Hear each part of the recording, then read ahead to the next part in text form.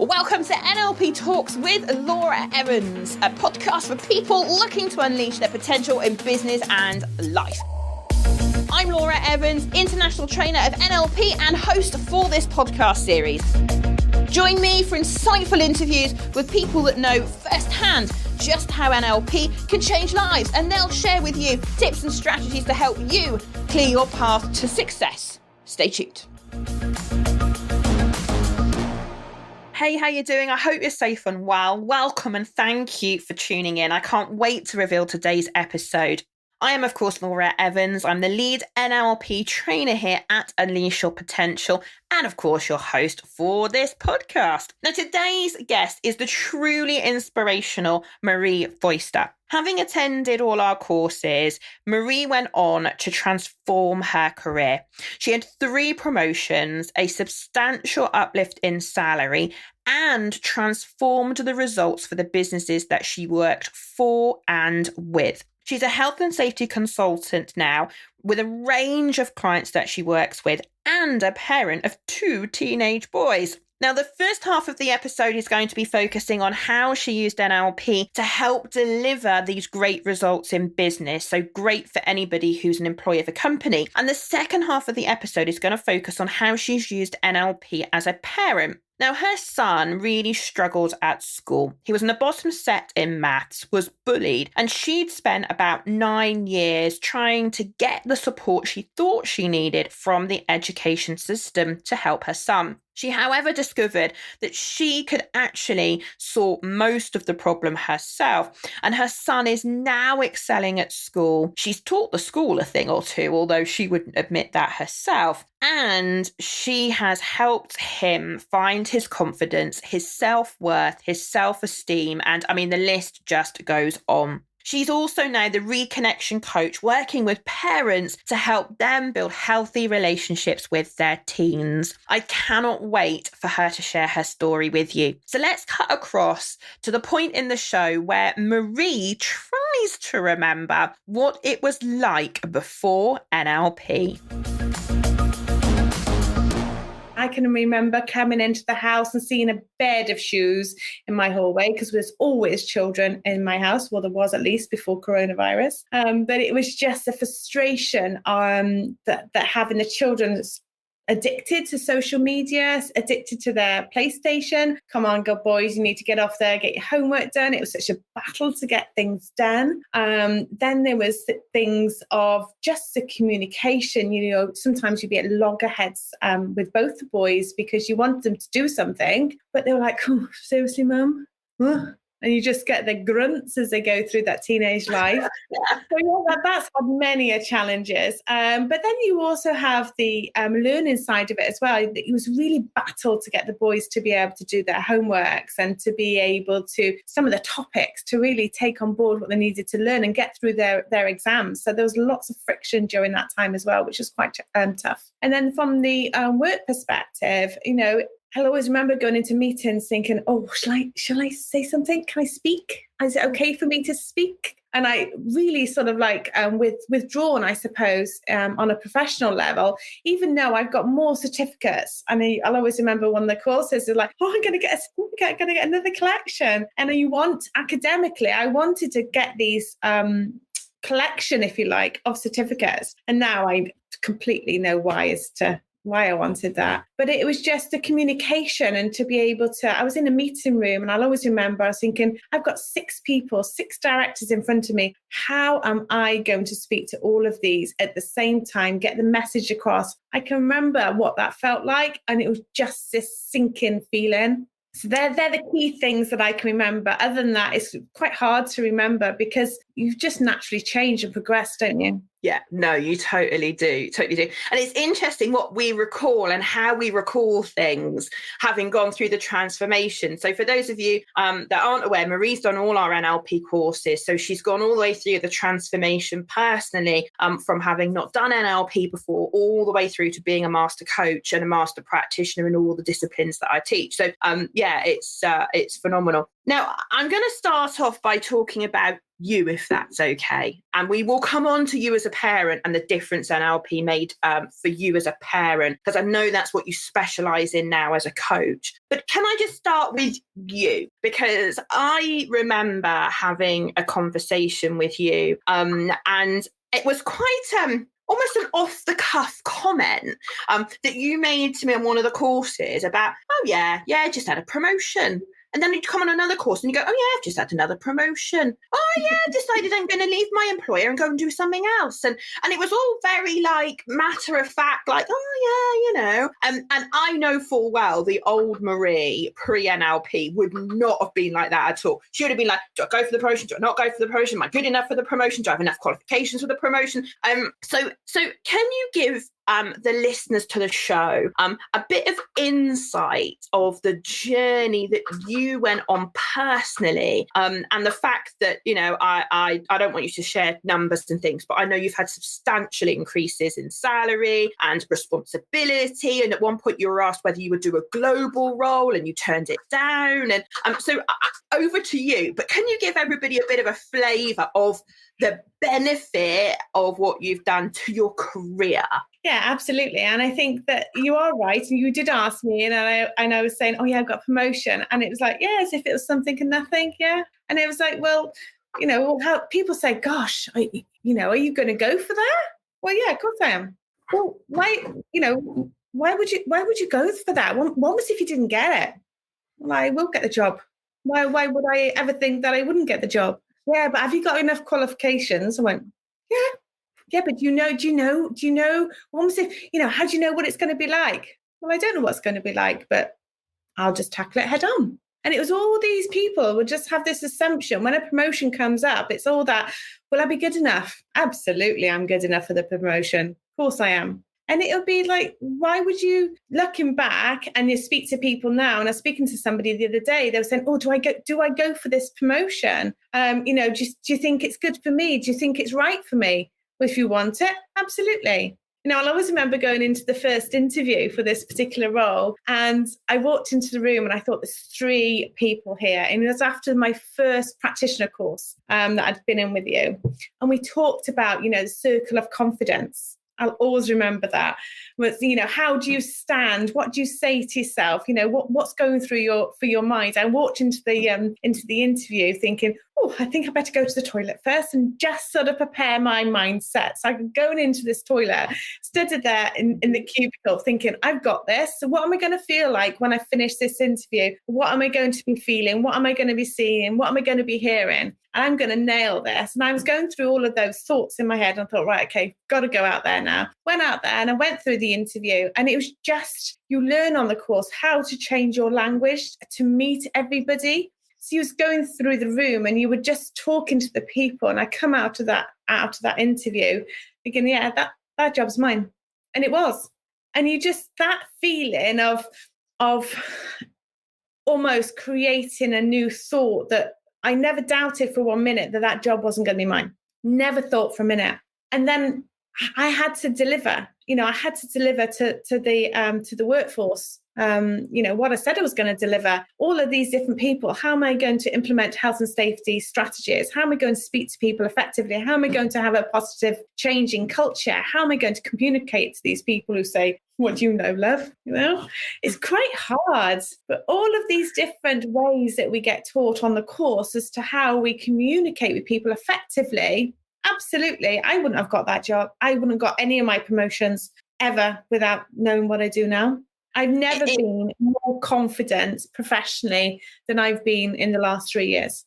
That's just amazing. It's amazing. And I sat here listening to you, talk that through. I didn't realise I'd never heard the toilet story before, and I can just see you doing it. I can see how the transformation has led to you having that calm confidence, having that belief in yourself, having that, I can do this. I will do this. I am going to do this, and that element of mindset. Because I know you, and I know a lot of our listeners won't know you, but I know you've got more qualifications coming out your ears years than anyone, like more bits of paper. You've spent years collecting qualifications, right?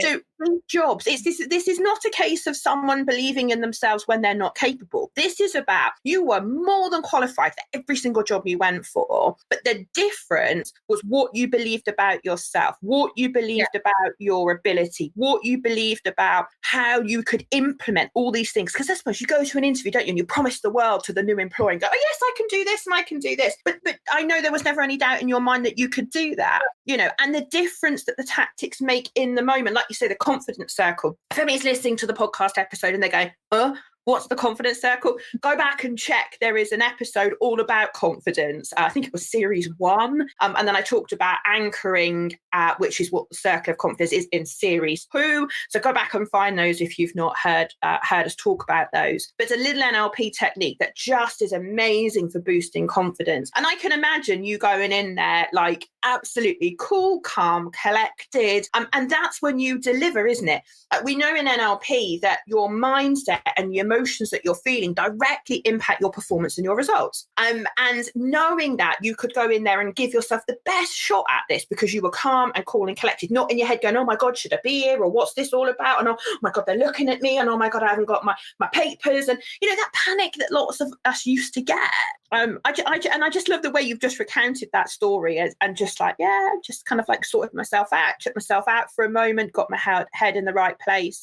And you got it. I was just going to say that, you know, I can remember in that interview particularly, I had that butterfly feeling in my stomach, you know, when you almost want to be sick, but you're not really sure what that feeling is. And I can remember telling myself in the toilet, it's not nerves, I'm just excited because this is going to be a new challenge for me. What am I going to be able to get from it? What am I going to be able, you know, everybody obviously has the benefits of the salary, but what is it going to get for me? So that turning that negativity inside me to something positive was like, I'm just excited. And I was. I love it. A good little reframing in NLP is just amazing. And it's so brilliant when I get to talk to people like you, our students. And it's almost like, oh yeah, I just did this and, you know, and it's just like it works and, you know, but it's not even that you're doing it deliberately. It's just the natural thing that you would do, as if to say, well, why would you not do that? It would be a bit weird if you didn't do that, because that's how you think these days. That's how you approach things. Yeah, which is just amazing. So talk to us a little bit about the difference then that NLP made for you in terms of the delivery of your roles. And obviously pick any of the promotion jobs, whichever you think is best. Because I know that, you know, not only has it made a massive difference to you personally, but actually it's made a big difference in terms of your ability to get results in your jobs and in your roles because of how you've approached things. Could you give people a little flavour of what that was like? There's loads of examples we can give, but I think particularly for me, I think it was learning about rapport and how you build rapport with somebody, because when you're trying to teach them something which you don't know what you don't know. So we try to teach about health and safety, and some people have the perception that it's quite a boring topic to talk about. No, really? Would anybody think that? But you just try to adapt your ways. And we talk a lot about the model of the world and how we delete, distort, and generalize information as well. And when you're communicating with somebody, if you create rapport, and you'd be able to talk about, we talk in rapport, we call it mirror and matching, don't we, in the NLP world. But if we're thinking about our physiology and our breathing and our voice, thinking about our hand gestures as well, or our body language, and also whether you chunk things up and you chunk things down when you're talking, and just being able to adapt in how we communicate with people had a massive change. And not just, I'm saying in a one-to-one and face-to-face, but how I wrote toolbox talks as far to communicate health and safety. I changed my language and my wording to make sure that it was embedded commands, positivity. There's lots of different language that we can use, and we learned from the NLP that I put in there. And you go from a high statistics of accidents within a workplace And then all of a sudden you get one every 6 months, and that will just be a small nick to a finger. And you're thinking, hold on a second, how did all that change come about? And when I broke it down, I was like, yeah, I changed the way I delivered and spoke to people. I changed the way I trained people. I changed the PowerPoint presentations. I changed the language just in general. And that had the positive change. And then when people say to me, how did you make him do that? He's never done that before. I was like, oh, that's my secret weapon.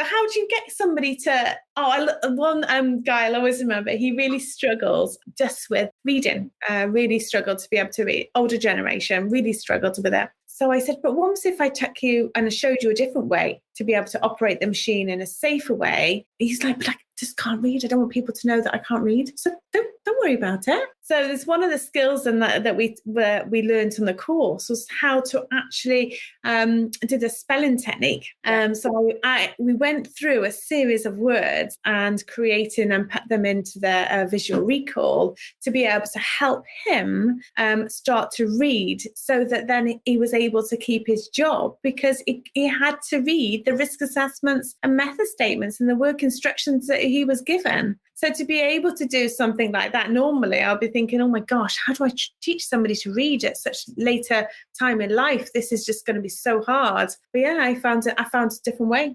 I found a way. I just love it. I love, because, let's be honest. I mean, health and safety, and I know I can say this, but health and safety is not the sexiest of subjects, right? It can be, and I know you are just an enlightened health and safety professional, right? You totally get it. But I've met so many health and safety people over the years that, health and safety, you kind of see them come in and you're like, oh my goodness, what are they going to do now? And to substantially reduce accidents, like tangible benefits that you've delivered for businesses, all because of your ability to change the way you communicate, the way that you train, the way you interact with people, getting people to do things that need to be done and finding solutions to all of those. I just think it's phenomenal. I just think it's phenomenal. And it's not just the impact that you've had in your role. Obviously, it's great for all of us to get job satisfaction and get that performance, but actually, it's the business benefit that you were able to deliver and how you transformed other people's success in their roles, their career progression. That guy, that's a classic example of where just a couple of changes here and there, and all of a sudden that guy's now going to be able to retain his job. I know I remember you telling a story of how you were mentoring one of the managers in one of the roles, and you managed to get a very difficult client group, she was managing a difficult client group. I think it was like a team or something, but she couldn't get to do things. And you had a role to play in transforming the results of that team. Could you share a little bit about what you did to help that situation? Because I just love this story. It's amazing. You often get people within a workplace, don't you? When there's lots of friction, it's like, how do I effectively communicate with those people? And you get people say, I don't want to do that. Why should I do that? I don't want to do that. Who's she to tell me to do that? And it's quite common within a workplace to be able to have that friction. So to be able to sit down with people and we talk about the model of the world. Let's see it from their perspective. If this person was being a bit challenging, then what are they seeing? What's their reality to your reality? And I think once you work through those challenges, like, well, they didn't do this, and I asked them to do this, and they didn't do that. But did you actually? How did you communicate that? What did you do? Well, how are we going to change their behaviors then? And it's almost, if you just think about how you're asking people to do something, and you're thinking about, the language in which we're using. I always say there's no, in the NLP practitioner course, no unresourceful state. There's only unresourceful people. No other way around. That's the way. Yeah, I know. Like, no unresourceful people, only unresourceful states. I know what you mean. So if you've got no unresourceful people, then we need to change their states. So, and it's about having that model of the world and communicating them to a professional, to a different level. And it's bringing the best out in those people as well. So having those one-to-ones with those people to say, what is it, how can I help you? What can I do to help you? What is it you need from me? And sometimes people just want to be sat there and they want to be listened to, and from their managers as well. Oh, I love it. I love it. I love it. And I just know there are so many stories that you could share from a professional capacity. And I want to get onto the whole parenting thing, but it's just amazing to listen to you talk, because, you know, what you've done is taken, and I love when people do this, you've taken the toolkit I've given you, all the tools, all the personal transformation, and you've just made such a difference. You know, 3 promotions, significant uplift in salary. And I can see why, because you're getting people the results and the businesses the results, and you're sharing with people how to do that. And I just think it's phenomenal. I just think it's phenomenal. And I just like, oh, if you were here, I mean, have COVID, I could give you the biggest coach ever. But I'm always so proud of you, as you know. It's just amazing. Yeah, when you asked me the question, I was thinking, oh, which one is that now? Because I've done a few of those. My manager will come to me and say, how do I work with these people? How do I get them to change that behavior? I don't know how to get them to gel as a team. I'm like, oh, right, okay, it's that one. I remember what I did with that one. Yeah, so, yeah. No, and it is, and that's, you know, as a professional in any profession, all you want to do is help people do the right thing. In your case, be safe and you know, productive and efficient with how they're doing things, and like you say, it's helping them. And I think, you know, when it comes to conflict, I think you're absolutely right. Often it's because we don't take the time to think, well, where are they coming from? Like, what's, like you say, their take on it? What's their angle on it? Because they're obviously seeing something different to me. And yeah, it's just phenomenal. And I know a lot of these skills you've been talking about are going to come up again as we go into the next part of our interview. So I know that not only have you used NLP to get amazing results in your career, but you've also used your NLP skills to help transform one of your son's results. I helped him with bullying, you know, and there's just so much I want to talk about in terms of how you've used it in a family setting. And I know that's now where you coach people, so we'll get onto that as well. And obviously, I appreciate there's only so much that you'll be able to share for confidentiality. So please don't feel you need to share anything that you're not comfortable with or your son's not comfortable with.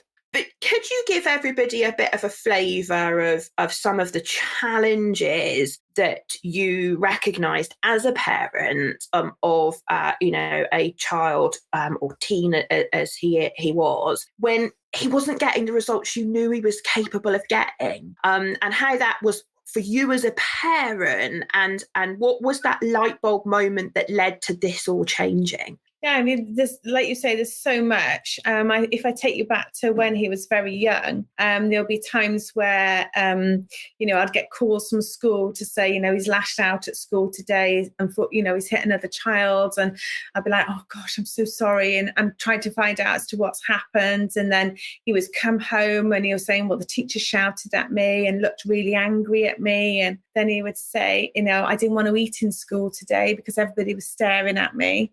So I'd say, oh, who did you play with today? I didn't play with anybody. I don't have any friends.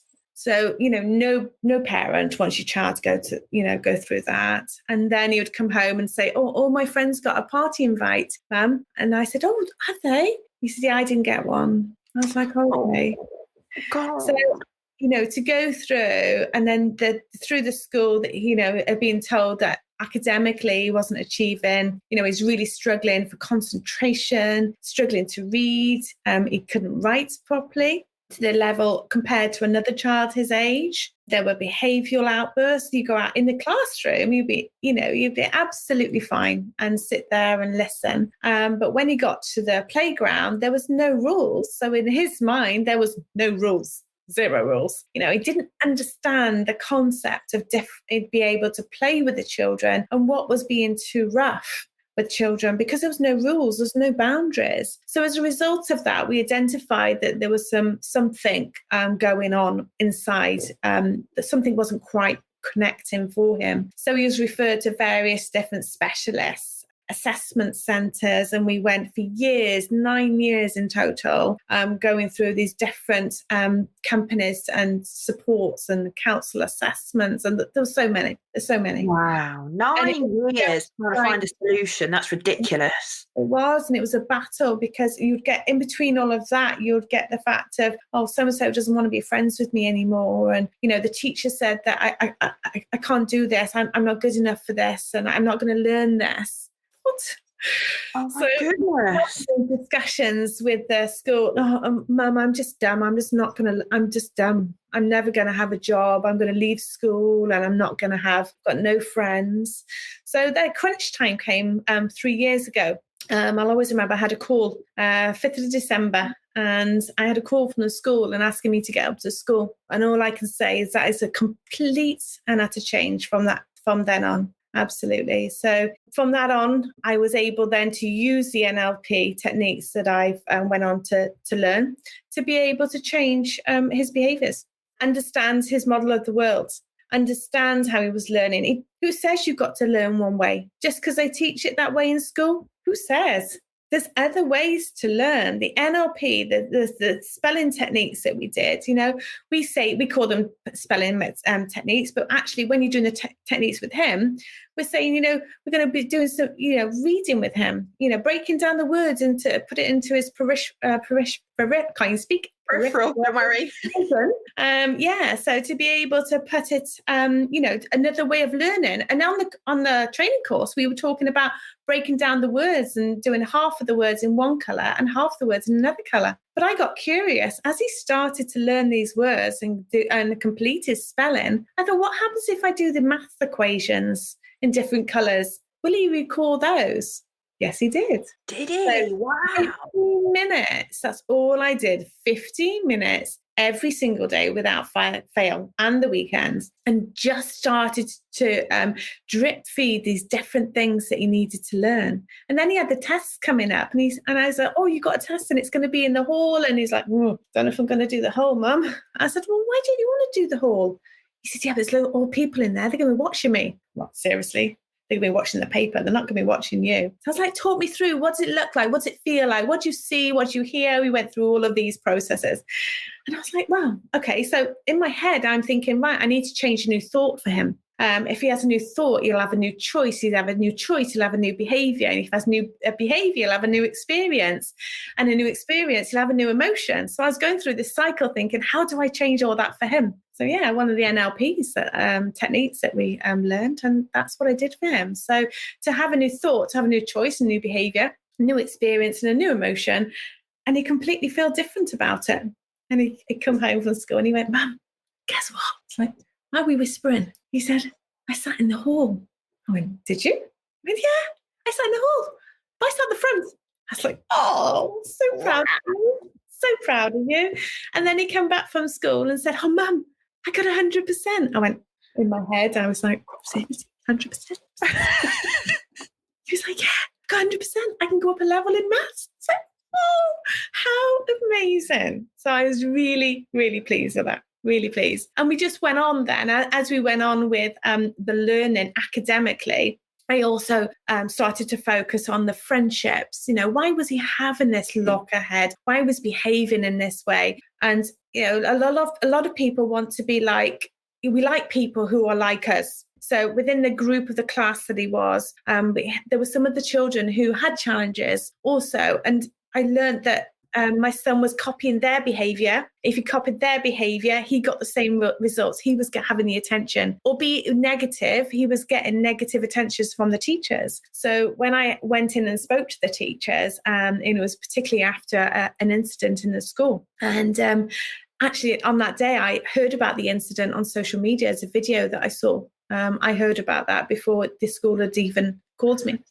Wow. So I'd gone in and spoken to the school, and we had a talk about what actually happened and what the school was asking and the responses they were asking to do. And I said, I absolutely disagree with that. That is not the way to behave or to be able to communicate with a child. So I sat there and I talked to my son in front of the teachers to the way that I had talked to him at home, because I don't believe in shouting to your children. Just something that I've never done. So I'm sitting there talking to him, and as teachers, you could just see them looking at them, just like, couldn't believe what I was getting out of him. It's like, well, why did you behave like this? Oh, so-and-so told me to do this. Well, if somebody tells you to do that, is that the right thing? But they were an adult. I did what I was told.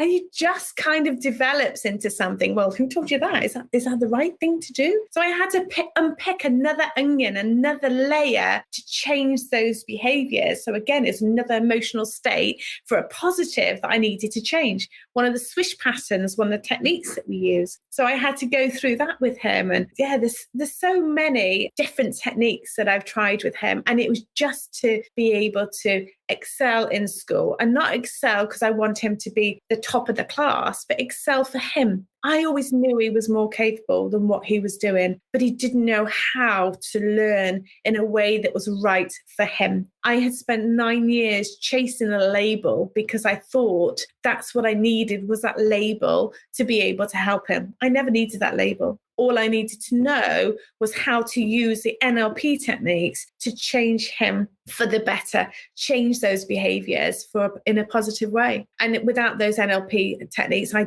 honestly don't know where I would have been or where he would have been. That's amazing. I'm just listening to you talk this all through, going, that has literally transformed his life. I mean, he won't know that yet because obviously he's still at school, but that will have transformed his life. You know, your ability to help get underneath the skin, you know, and you and I both know there are so many parents, and for all the right reasons, because they want to support their child, think that the answer is to go and get their child assessed, maybe even statemented, or you know, which is a technique here in the UK for our international listeners. But you know, essentially, you get the child labelled as having a certain condition, and all of a sudden they're supposed to get extra support at school. And I totally get why parents want to do that. I do get it. But that's not the solution. That's not the solution, because to do more of what's not working is not going to solve the solution. And I love the fact that by teaching him different ways of managing his emotions, teaching him different ways of thinking, you know, to get him from going from being terrified about going into an exam hall to going into an exam hall and then telling him he sat at the front, you know, and then coming home and going, oh, by the way, I got 100%. And he's going up through the sets academically, you know, because all of a sudden he's starting to believe in himself. And the number of times I've been told by parents of, you know, their children saying, oh, the teacher said I wasn't good enough and things like that. You know, I think it just destroys children's confidence, you know, and so much in what you've just said, I'm sitting here thinking, oh my goodness. Yeah. You know, and behavior, I mean, you know, behavioral issues are usually the output of stuff that's going on in children's minds. And unless, like you, exactly as you just described, unless you start to unpick those thought processes and those patterns and those, you know, needs that the child is trying to fulfill in the, you know, example you gave of attention, you know, all the teacher will see is the bad behavior, and that gets you a phone call and you have to traipse up the school and you have to try and sort it out. Whereas actually there's just stuff behind the scenes that needs looking at. And I just think it's phenomenal. Absolutely phenomenal to hear the results he's getting, but also how much, I mean, I'm guessing he's so much happier now than he was before. It's completely a different child, completely. And I think it's key to remember, especially with the children, you know, people are not their behaviours. Yeah. And you know what, that's probably the best example I've ever heard of that. You know, and for those of you that are listening, people are not behaviors. That's one of the what we call the presuppositions of NLP. One of the mindset, if you like, the mentality that we have as NLP professionals. And yeah, do you know what? You are absolutely right. The best example of that. And I just love the fact that you went into the school and you showed the teachers how you had been helping him, and to see those gobsmacked faces. Obviously, the people listening won't have seen the facial expression you pulled just now, but you know, to see their faces as you unravel in front of them what's really going on and you find the solution. And that's not down to a piece of paper. That's not down to 9 years of tracing a label. That's down to having a conversation and helping him, isn't isn't it? So I know he was particularly bullied as well over that time frame. And again, I know bullying is a big concern for a lot of parents. Just give us a flavour, if you can, of what you think it was that you did that helped him to step away from that and to no longer maybe be the target of the bullies. I think for him, it was working through about that he was, for him is in a bottom set. So being in the best bottom set, it's like, oh, I'm not good enough. I'm not academic. I'm not going to be in the higher set. And he was seeing the people in the higher sets do the sports and the clubs that he wanted to do, and then he was being labelled them back with the naughty boys, if you'd like, or the bad boys, the good boys and the bad boys. And I think that's so dangerous to be able to say to a child, you're good or you're bad, because you are chasing that. Why would you want to say to a child, you're bad, or, you're not good enough, because you then, that emotion, emotions are decided to pass through you, not to be a vessel to be in you and to stay in your body. So then he was saying, well, I'm not good enough. I'm not, nobody likes me.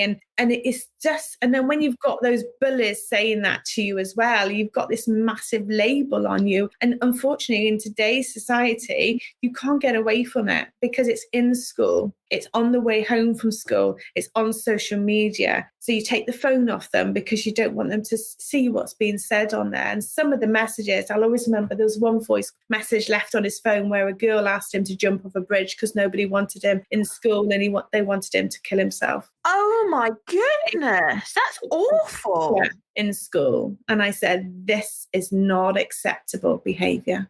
So to be able to have a child who has those feelings and beliefs about themselves, and that was just one example. There are many. But it's about working with the child to help them understand that they are good enough no matter what. It doesn't matter academically what level they're on. We'll find another way for you to learn. We'll find another way. There's people we know who are very successful that didn't have the leave school with the GCSEs, didn't have the exam results they maybe wanted. But they're still, they have a car and they can put a car back together. You don't get a GCSE for that. There's other things that he can do. So let's not focus on the negative things that he can't do. Let's focus on the positives. So going through those techniques, timeline therapy was a massive transformational for him, because to be able to eliminate the negative emotions and to be able to install the positive emotions, that was so different. Because then I'll always remember this one day, come home where this particular bully had always been really heavily involved, let's say, the leader. And he said he'd come home and he said, oh, he hit me today, Mum. And I said, oh, did he? And he said, yeah, what did you do? He said, he'll never touch me again, Mum. He will never touch me again. I said, okay, what did you do? He said, I just looked at him and I walked away because he's just not worth it. And he wouldn't have done that before. He would not have done it. And now he's gone through, probably a year now with no bullying. Oh, that's just amazing. That is just amazing. Loads of different, and it's quite hard when somebody says, what have you done for him? Because there's so much, and you just break it down into bite-sized chunks.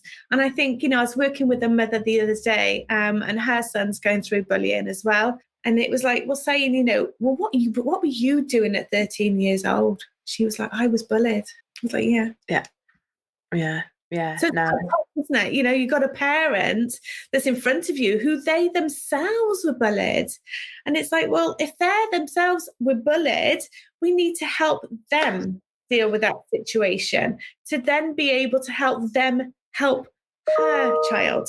Yeah. So just knowing how to be able to, work with the parent and to go through, we often say as parents, we don't want to parent how we were parented. And it's like, well, why is that? So, you're peeling back this onion again with our NLP techniques. And then you uncover, a massive history there that if we work with the parents and deal with those, then that's a transformation in itself to be able to work with the children.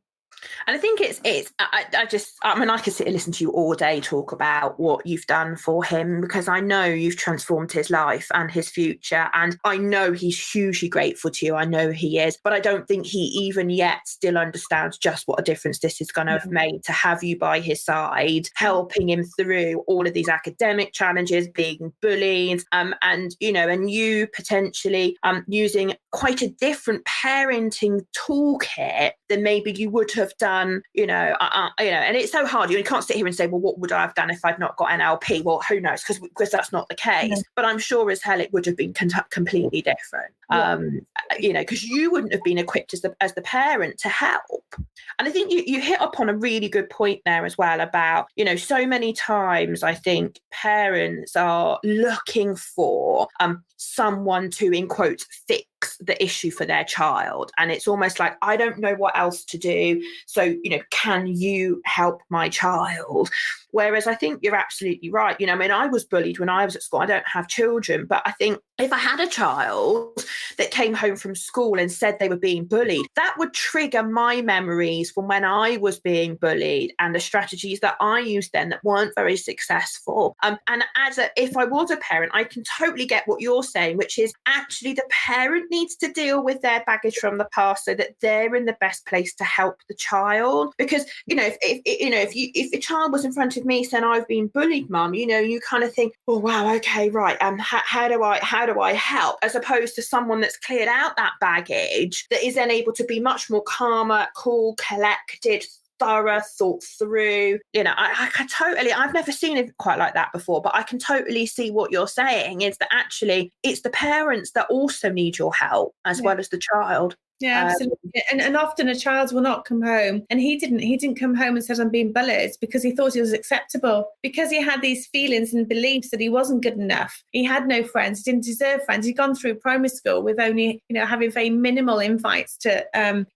activities with what he called other children within his class. So he didn't know any other. And it's almost as if he feels that that's acceptable behavior because his self-worth was so low, and because he had no confidence. They don't recognize it. And it's just those patterns. I saw him withdraw. I saw the changes in him, stopping, didn't want to eat, and just all the little things that just came along and isolating in the bedroom. And then when he did come down to have a conversation, there was lots of conflict.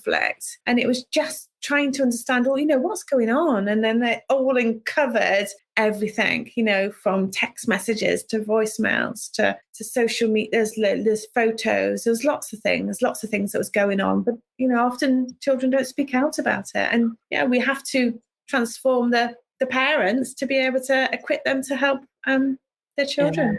Yeah. And I know that your relationship with him was absolutely crucial to being able to help him. And I know there are lots of parents that contact you that, talk to you about, my relationship with my teen is not what it could be. I'm concerned about it. What can I do about it?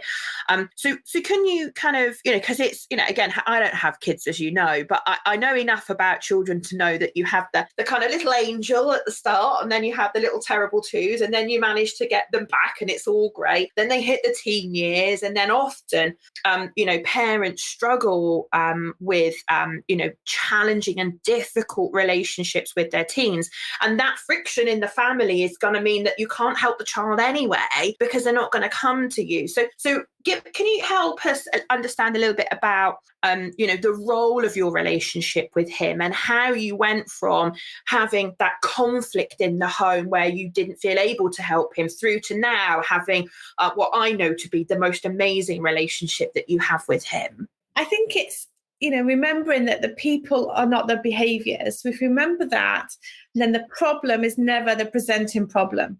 Yeah, oh, isn't that true? So if we have those things in mind, it's to then say, okay, and we often think, oh, he's not talking to me, I just got another grunt, because that's what they go through in teenage years. But it's not necessarily about you. There's other things going on. And it is just for me, I said to him, I'm here to help you. I'm here when you're ready. And it's not saying, oh, come and sit down and talk to me. We need to sort this out. And, what's going on with you? You're grumpy again. It's, I understand it's challenging for you. I understand, but it doesn't have to be like this. Let's talk this through. How can I help you? What can I do to help you? And all those different way of talking to a child changes those behaviors then. Because we all know they get up and it's like, well, if they get up before midday, that used to be a great thing. So, I love it. And they, both of my boys will come down and go, morning, and then they give me a hug, and that's so, can I have a hug? I was like, yeah. Have you had a good day? Yes, Mum, I've had a great day. And it's just having that connection still, but remembering that it's not necessarily about us as parents. There's other things that they need to be able to process, but it's about giving them a safe space to be able to talk, but allowing them to talk and be non-judgmental about it. Because sometimes they don't make the right decisions. We know that. But you've got to allow them to have those, those consequences to those behaviours as well. It's not always rosy, but they've got, as long as they understand what those boundaries are. But it's keeping that relationship open and that conversation going and remembering it's not always about us. Yeah. Yeah, no, absolutely. Absolutely. And it is difficult, isn't it? I know a lot of parents complain about that, about their teens, all I get is a grunt and they don't want a proper conversation. And, and I think, like you say, it's all the things you've been describing about being patient and being there when they're ready to talk and listening. I think sometimes, and this isn't just about parenting, this is about, just life in general. I think sometimes when you're a people helper like we are and you want to do good and you want to help people, it's quite easy sometimes to jump into solution focus and to find what you think they need to do. And as a parent, that must be so difficult because you can see what they've done, you can see the consequence, or perhaps they're going to do something and you want to stop them doing it because you know the consequence, but they haven't yet worked out what that is. And that challenge of like, when do you just not say anything and when do you just listen and when do you intervene? And I think parenting is such a challenge, right? Absolutely. And I think listening to how they're speaking as well, one of the programs that I run is looking, are they the cause or are they at the effects side, and listening to the key words that they're saying. I can remember when I first started out in NLP, I got these Post-it notes all over the place and it was all these different words. But if they say this, it means this. And if it says, right, okay, so I know what I need to do for that. And it's just been able to create a safe environment for them to have, because often they don't want to talk things through because you're going to judge them or because you're going to say, well, you shouldn't be doing that. And, it is hard. But when you have other parents coming to speak to you to say, oh, can you just help me with this? So you have other children that come to you and say, oh, I wish my mum spoke to me like that. You know that you're doing a good job because you're seeing those positive changes. I love it. So I'm conscious of the time. Where does the time go on these podcast episodes? It's just amazing. I get to, oh my goodness, look at the time. Now I want to talk a little bit about your coaching business. So obviously I know you're a full-time health and safety professional, and obviously you're a full-time mum to your two wonderful boys, but you also have your coaching business as the Reconnection Coach. So tell everybody a little bit about how you got to become the Reconnection Coach. Well, that transpired from all the work that I've done with my own son. And I think with the challenges that I've gone through with him and seeing what a significant change that can have, thinking that, this is absolutely where I need to be. This is how I can help other families transform their relationships, but transform themselves as well as their relationships with their children. That's where it's all come from. And we know that, some people just need if I could just fix this conflict, then that's great. That's all I need. But some people say, well, I've got this issue and I've got that issue. I don't know how to deal with that. And I don't need. And to be able to have those conversations, to be able to work with parents where I've had those significant challenges myself, to be able to see how quickly it can change as well, and the fact that what we do with the NLP, we don't talk about what the problem is. And a lot of, parents and teachers and children necessarily don't want to talk about, the details, let's say, nobody really wants to talk about those specifics. But we know with the NLP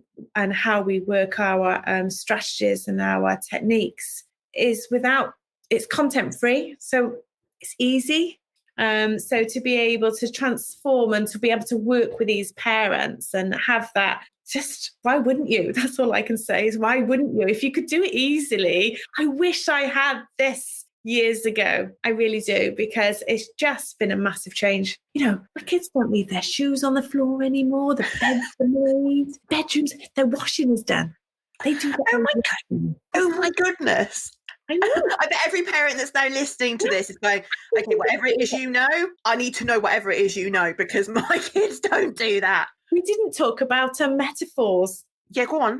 Metaphors. So I can remember being on the training course and we had to learn about metaphors. Like, oh gosh, really? We have to write a story? How are we going to write a hidden command in a metaphor? So to be able to, in a car with my friend, and we're talking about a little story that we'd made up. Well, I had made up with a hidden command in there because I was sick to death of seeing this bed of shoes at the bottom of my hole. And there wouldn't be just one pair of shoes. We're talking about 7, 8 pairs of shoes.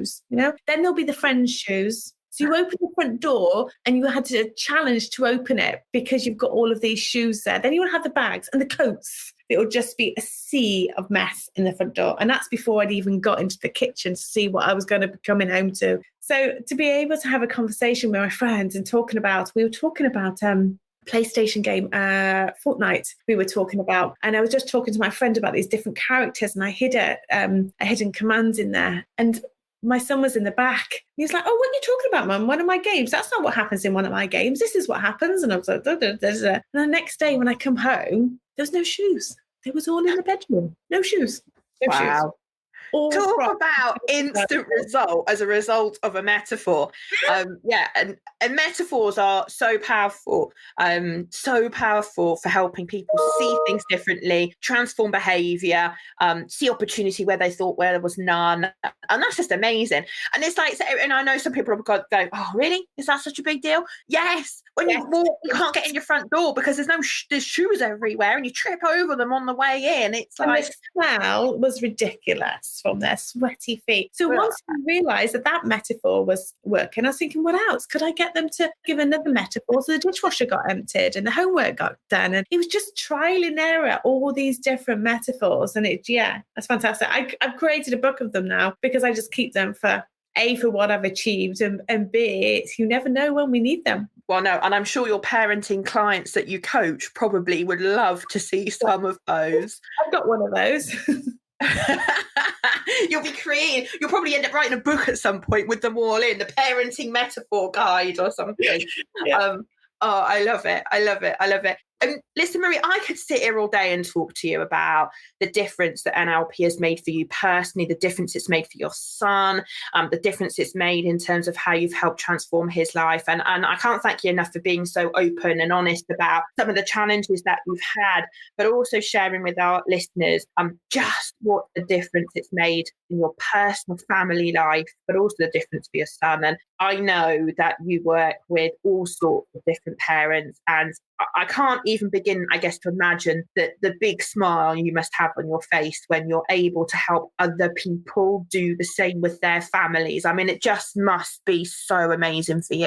It is. And I always say it all the time, and it's just, it is life-changing. These techniques to have, and knowing, particularly nowadays, what a challenge it can be for families and their children and what they go through, and just in life in general. And if you can't, why would you, I just want to say, why would you not do it? Why would you not learn? And why would you not want to have these toolkits? Because such a difference. It really is. I know. I love it. Well, thank you so much. I've got a few quick fire questions, which listeners of our show will know we usually end on. Marie is not prepared for this whatsoever. She probably hadn't even clocked I was going to do this. But I'm going to fire some questions at you. Quick fire round, right? You ready? Okay. So, what's the most fun thing you've done this year?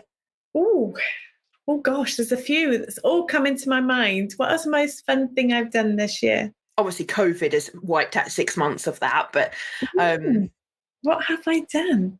Okay, it's supposed to be quick fire. I know. Do you know? All these fun things. I tell you, what's the most thing I've done? Oh gosh, I really, my mind. Move on. We'll move on. We'll move on. What's the one thing that you would love to do that the previous Marie would never have wanted to do? Oh, I think that would be to jump out of a plane. Yeah. You're brave. I love it. The new Laura, as I am today, still not sure she'd want to do that. I love it. I love it. I love it. If you could be any age at all, what age would you want to be? The age I am now. Because without knowing the things that I know and things that I've learned, I wouldn't be the person I am. I love it. I love it. I love it. And what does unleash your potential mean to you? Oh, there's so many words that comes to my mind. Awesome, amazing, life-changing. But I want to say one of the songs that I heard when I came out, the Master Practitioner course, was The Greatest Showman, This Is Me. I love it. I love it. That every time I hear that, it just reminds me of the journey where I've come from, and also by having those skills, how I've transformed not only my family, but many, many other families by being me. I love it. I love it. What a great place to finish. So again, Marie, thank you so much for giving us your time this afternoon. I really, really appreciate it. If people have listened to the podcast today and they'd like to get in touch with you, where's the best place for them to go and connect with you or find out more information? So I'm on LinkedIn on Marie Foister. I'm also on the website, so mariefoister.com. And they're the best platform. And also Marie Foister Transformational Coaching on Facebook. Amazing. So they can go and check out. I'm assuming that on your website, all your contact details are on there if anybody wants. All the contact details are on my website, on the Facebook page, Transformational Coaching, and also on the LinkedIn as well. Good stuff. Well, if you're a parent looking for help, please go and check out mariefoister.com because if you choose to work with Marie, I know you are going to be in for a treat. And if she can help you like she's helped her family, I just think this world would be a much better place. What an inspirational story. Thank you so much. If you're listening to the podcast and you're interested in finding out more about the courses that we offer, then do go over to our website, unleashyourpotential.org.uk, where you will find plenty of information about the courses that Marie's been referring to today. And folks, that's it for today. Stay tuned for the next episode. And again, Marie, thank you so much. Thank you.